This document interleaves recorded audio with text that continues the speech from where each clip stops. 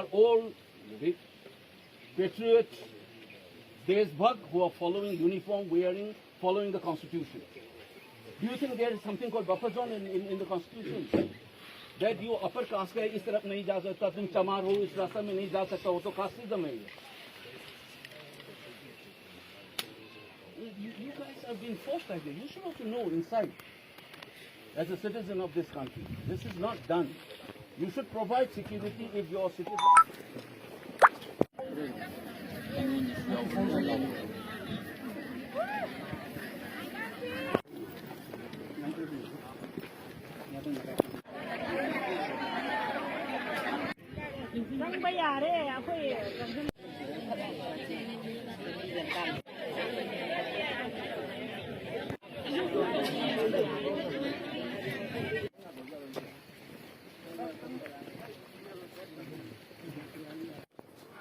India की सारे ये हमारा मैतई और ये दूसरा लोगों के साइड बना के रखा हुआ है.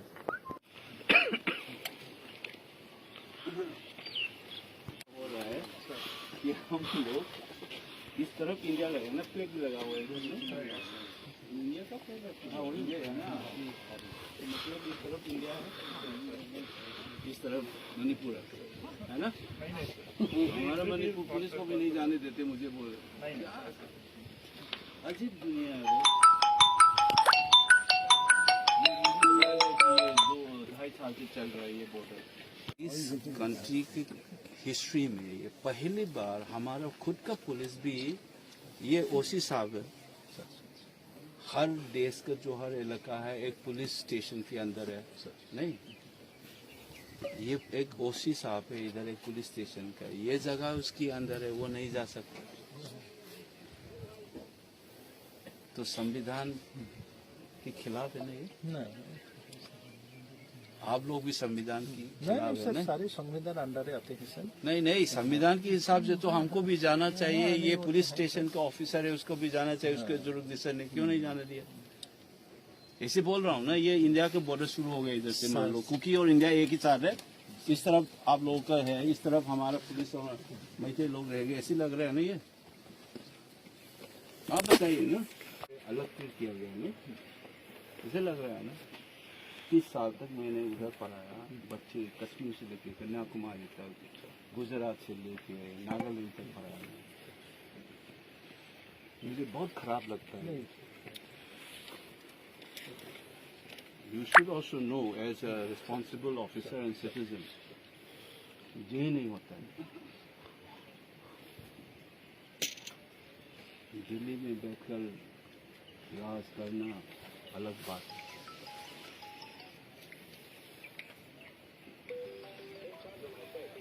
It's absolute nonsense.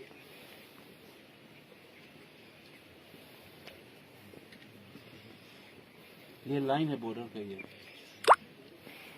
यही है. अदुमाइना सी मोइना तौरी बो है. तो कनानो हाई तारगदी नंग मीटर 100 असाइड एन भोवा एगी सिक्योरिटी फोर्स डिप्लॉय तौरे इनेबा नत्रो. अदुम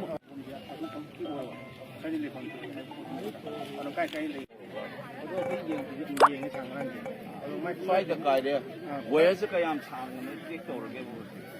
सांगबदे अखोई कोई यंगान मीटर सांगबदि मीटर नंगा 10 मुझे 10 नत्रगा 10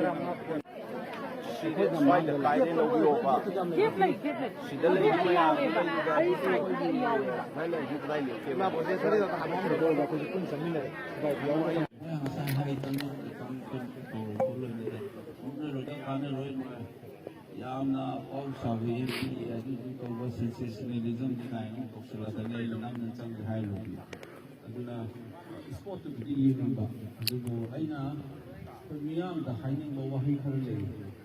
नामसिन खंबिरम बे कोइना हारकदोइसे हंगदबो वहां से चुमना हंगोगदम ने आइनो से कोइगी मोइ प्रोफेशनली मोइ मथौनी है ट्रेन तौरमी आतनी कोइगी नाउसिंग पुलिस ऑफिसर ओसीम लाइदे हाइस नोइजे रिमोट डिटोनेट तौबदि वायर समदबिदा टीवी की रिमोट मेटलगा पुखाय हलपा नत्रगा हना माइ फुनबै टाइप सुमाइ सुरु कांदा काइरकपा ꯑꯗꯨ ꯅꯠꯇ꯭ꯔꯒꯅ ꯋꯦꯌꯔ ꯑꯣꯏꯅ ꯁꯝꯃꯀꯥꯟꯗ ꯏꯂꯦꯛꯇ꯭ꯔꯤꯛ ꯊꯥꯖꯤꯜꯂꯒ ꯂꯥꯞꯅ ꯌꯦꯡꯕꯒ ꯑꯩꯈꯣꯏꯁꯦ ꯑꯩꯈꯣꯏꯒꯤ ꯀꯩꯁꯥꯝꯊꯣꯡꯗ ꯊꯥꯏꯅ ꯑꯩꯈꯣꯏꯅ ꯄꯥꯈꯪ ꯃꯆꯥ ꯑꯣꯏꯔꯤꯉꯩꯗ ꯊꯣꯛꯈꯤꯕꯅꯤꯅ ꯄꯨꯂꯤꯁꯅ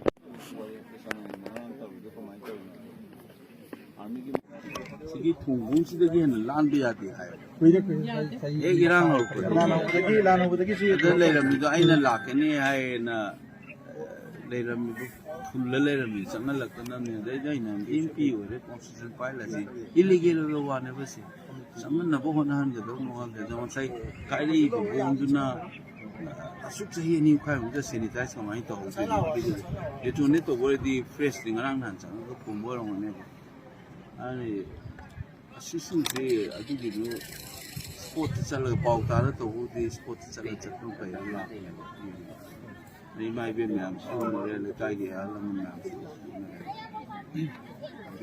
ꯑꯗꯨꯒꯤ ꯌꯦꯡꯕ ꯂꯥꯛꯄꯅꯦ ꯑꯩꯈꯣꯏꯁꯦ ꯉꯥꯏꯍꯥꯛ ꯂꯩꯔꯒ ꯕꯣꯝ ꯀꯥꯏꯔꯦ ꯀꯥꯞꯅꯔꯦ ꯍꯥꯏꯔꯒ ꯁꯨꯝ ꯇꯨꯃꯤꯟ ꯂꯩꯁꯤꯜꯂꯦ ꯏꯟꯁꯇꯤꯇ꯭ꯌꯨꯁꯟ ꯂꯩꯅꯤ ꯄꯨꯂꯤꯁ ꯗꯤꯄꯥꯔꯠꯃꯦꯟ ꯂꯩꯅꯤ ꯃꯣꯏꯅ ꯏꯟꯀ꯭ꯋꯥꯏꯔ ꯇꯧꯒꯗꯣꯏꯅꯤ ꯊꯤꯖꯤꯟꯗꯣꯏꯅꯦꯕ ꯑꯗꯨꯅ FIR ꯐꯥꯏꯜ ꯇꯧꯔꯒ ꯁꯤ ꯀꯥꯏꯔꯝꯃꯤꯁꯤ ꯔꯤꯃꯣꯠ ꯀꯟꯇ꯭ꯔꯣꯜ ꯗꯦꯇꯣꯅꯦꯠ ꯇꯧꯔꯛꯏꯔꯥ ꯋꯦꯌꯔ ꯁꯝꯃ ꯇꯧꯔꯛꯏꯔꯥ ꯍꯥꯟꯅ ꯐꯨꯝꯃꯝꯕ ꯃꯥꯏꯟꯒꯨꯝꯕꯩ ꯇꯥꯏꯞ ꯇꯧꯔꯤꯔꯥ ꯀꯥꯏꯁꯤ ꯏꯟꯚꯦꯁꯇꯤꯒꯦꯠ ꯇꯧꯕ ꯑꯃ ꯆꯪꯉꯤ ꯆꯍꯤ 2 ꯃꯈꯥꯏꯃꯨꯛ ꯃꯣꯏꯅ ꯁꯦꯅꯤꯇꯥꯏꯁ ꯇꯧ ꯂꯩꯔꯕ ꯖꯒꯥꯗ ꯀꯃꯥꯏꯅ ꯐ꯭ꯔꯦꯁꯂꯤ ꯆꯪꯉꯛꯏꯅꯣ ꯑꯗꯩ ꯉꯔꯥꯡ ꯅꯍꯥꯟ ꯑꯃꯨꯛ ꯍꯣꯝ ꯃꯤꯅꯤꯁꯇ꯭ꯔꯤꯅꯒ ꯍꯟꯖꯟꯅꯕ ꯍꯣꯠꯅꯔꯤꯁꯤꯗ ꯕ꯭ꯔꯦꯛ ꯀꯥꯎꯅꯕ ꯇꯧꯔꯛꯏꯔꯥ ꯇꯧꯔꯤꯕ ꯄꯣꯠꯁꯤꯕꯣꯕ ꯑꯗꯒꯤ ꯑꯃꯨꯛ ꯄ꯭ꯔꯁꯤꯗꯦꯟ ꯔꯨꯜ ꯁꯟꯗꯣꯛꯅꯅꯕ ꯃꯤ ꯑꯃꯅꯤ ꯍꯥꯠꯇꯣꯛꯑꯒ ꯕꯣꯝ ꯄꯣꯈꯥꯏꯍꯜꯂꯒ ꯁꯤꯆꯨꯋꯦꯁꯟ ꯐꯠꯂꯛꯇ꯭ꯔꯦ ꯍꯥꯏꯖꯅꯅꯕ ꯑꯃꯨꯛ ꯇꯧꯔꯛꯏꯔꯥ ꯕꯥꯔꯒꯦꯅꯤꯡ ꯆꯤꯞꯁ ꯑꯃ ꯁꯨꯝ ꯇꯧꯕꯗꯧꯅ ꯚꯨꯠ ꯁꯥꯟꯅ ꯂꯩꯔꯦꯕ ꯁꯤꯅ ꯃꯤꯌꯥꯝꯁꯤꯡꯁꯤꯅ ꯆꯨꯝꯅ ꯑꯩꯈꯣꯏꯒꯤ ꯇꯦꯂꯤꯚꯤꯖꯟꯗꯒꯤ ꯑꯈꯪ ꯑꯍꯩ ꯃꯌꯥꯝꯁꯤꯅꯁꯨ ꯁꯤ ꯍꯪꯒꯗꯕ ꯀꯣꯏꯁꯟꯁꯦ ꯑꯦꯛꯖꯦꯛꯂꯤ ꯆꯍꯤ 2 ꯃꯈꯥꯏ ꯇꯧꯔꯕ ꯃꯇꯨꯡꯗ ꯑꯦꯕꯥꯟꯗꯟ ꯍꯥꯎꯁ ꯑꯃꯗ ꯃꯄꯨ ꯊꯥꯗꯣꯛꯑ ꯆꯠꯈ꯭ꯔꯕ ꯌꯨꯝ ꯑꯃꯗ ꯀꯃꯥꯏꯅ ꯕꯣꯝ ꯄꯣꯈꯥꯏꯔꯛꯏꯅꯣ ꯉꯔꯥꯡ ꯅꯍꯥꯟꯗ